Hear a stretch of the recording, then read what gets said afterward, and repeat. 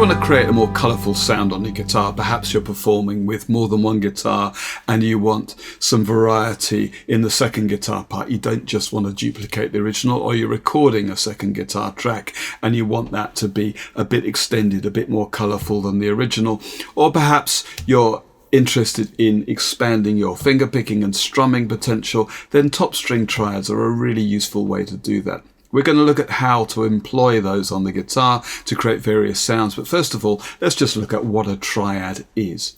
Now, a triad, very simply, is a basic chord that's made from the first, third and fifth notes of a scale. So, for instance, if we had a scale of C, C, D, E, F, G.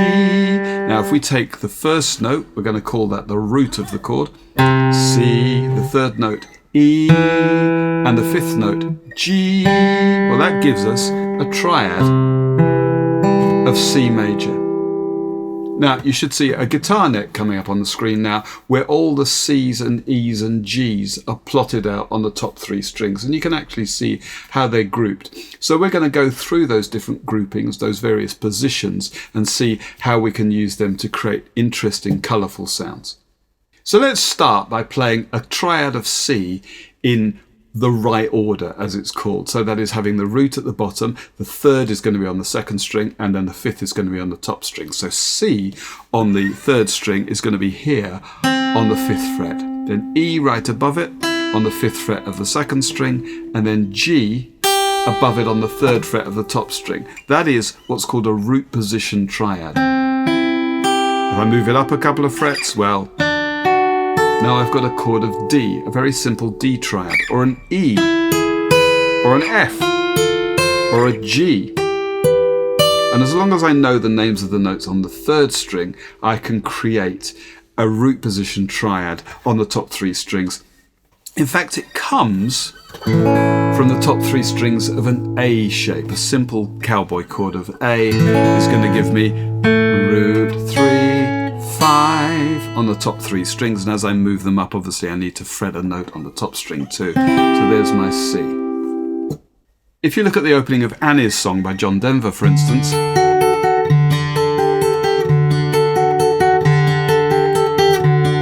you fill up my senses. Now that's just a D chord, a root position triad, and then in fact he brings a note down onto the 8th fret of the second string to create a D sus4, but it's based around this root position triad of D. Now if we take the root of the chord C and move it up to the top, so the third is now at the bottom, we're going to get this. That is E on the 9th fret of the third string, G on the 8th fret of the second string, and C up here on the 8th fret of the top string. So now the root of the chord is at the top. We call this an inversion. They're still in the right order, 3, 5, 1, but they don't start with the root. This is the first inversion. If I move that down a fret, that's a B or an A. Here is a G, and it really comes from this shape. That's an E chord, and if I take just the top three strings, 1, 0, 0, then obviously I can move that up a fret at a time. As long as I know the names of the notes on the top string, I can find my first inversion triad. You'll find this, for instance, in Bob Dylan's A Hard Rain's Gonna Fall, where he has, oh, where have you been, my blue-eyed son? Oh, where have you been, my darling young one? Then he does this. I've stumbled on the side of 12 misty mountains. I've walked and I've crawled on 6 crooked highways, and so on. And what he's doing here is playing a first inversion triad, G. He's including the open 4th string, so we get a G chord with a D below called G over D, but never mind. And then moves it up a couple of frets to create an A chord over D.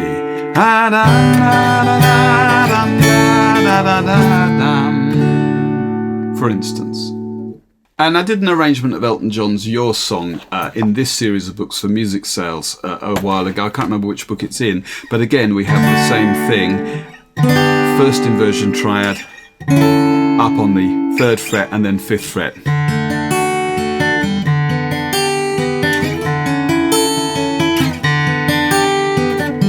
It's a little bit funny, and so on. So that's the first inversion triad.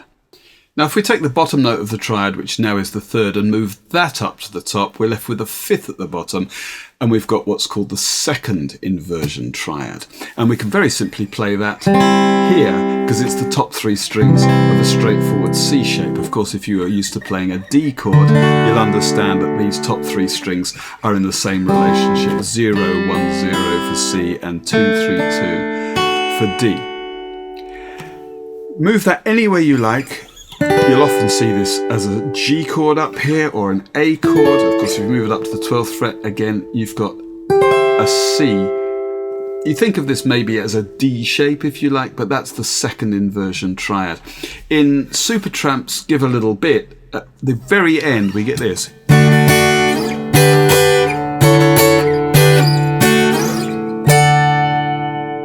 So it's a straight D chord. That's then moved up until it becomes a G on the 7th and 8th frets, up again on the 9th and 10th frets to A.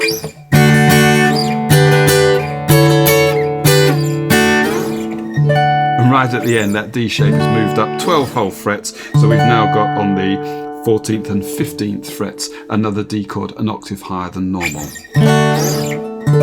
But that's the second inversion triad shape. Now let's put some of these shapes into practice. I'm going to take a very simple song, Twinkle Twinkle Little Star, and I'm going to map this out on the top string only in the key of G. We'd get this.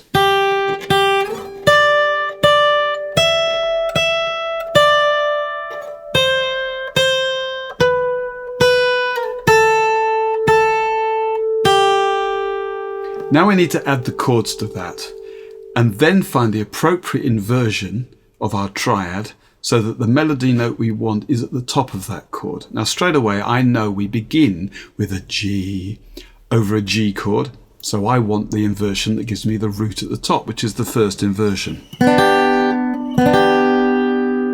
Next we go up to a D, still on a G chord. Whoops. And this time I want a chord then of G, which gives me the fifth at the top, which is the root position version. So,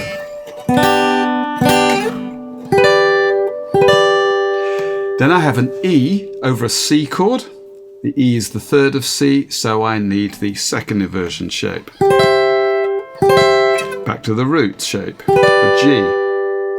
C, C, B, B, A, A, G. And if I work all those out, I've got first inversion for C, second inversion for G, root position for D, and first inversion for G. All together.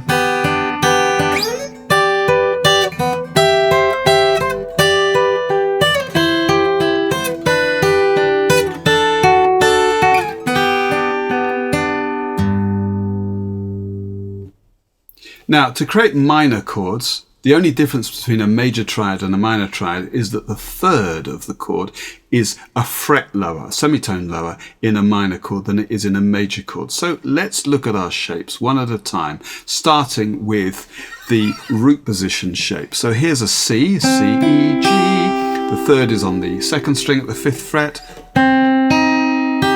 C minor. So that's E minor. In fact, that is the top 3 strings of an A minor shape, so that might be the easiest way to think of that. But that, for instance, that's D minor, E minor, G minor up here.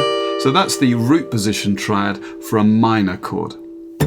For the first inversion, well, this is G, for instance, and the third is on the 4th fret of the 3rd string. So that becomes the first inversion triad for a minor. C minor up here, E minor up here, or down here, because in fact that's just the top 3 strings of a straight E minor chord, as you might expect. And for the second inversion, well, you'll know this. This is a D shape, and of course the third is here.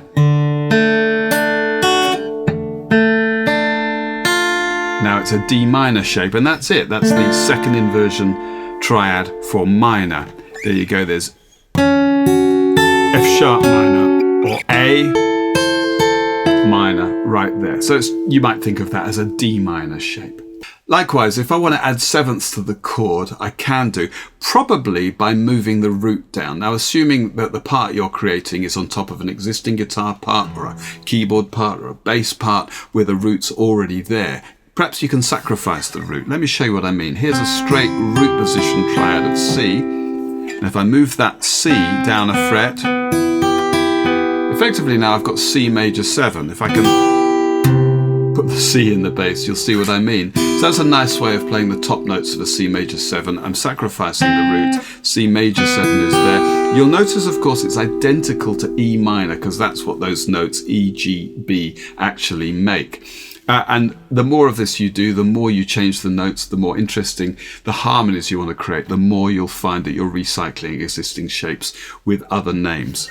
So that would be a C major 7, and moving it down again, that would be a C7, for instance. So that's 3, 5, 3.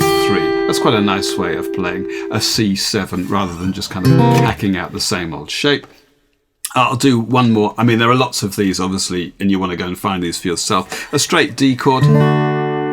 If I move the root, which is on the 2nd string, down a fret, well, that's D major 7 now, and of course we end up with our D7 as well. So that would be G7, that would be C7, that would be A7. Add the 5th string for that. Again, that's quite a nice way in all sorts of styles to add a bit more interest and colour to existing chord shapes.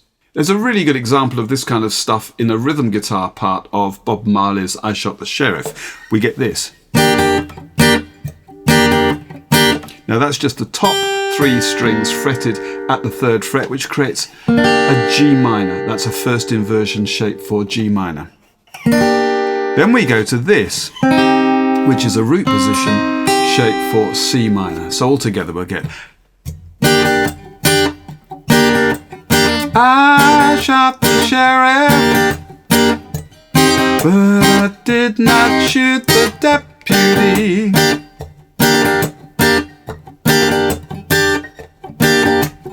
And so on. And finally, here's an idea on drop D tuning. If I retune my bottom string to a D, I've got D, A, and D, and they form a really resonant drone underneath the top 3 strings. So that's perfect for using these triad shapes.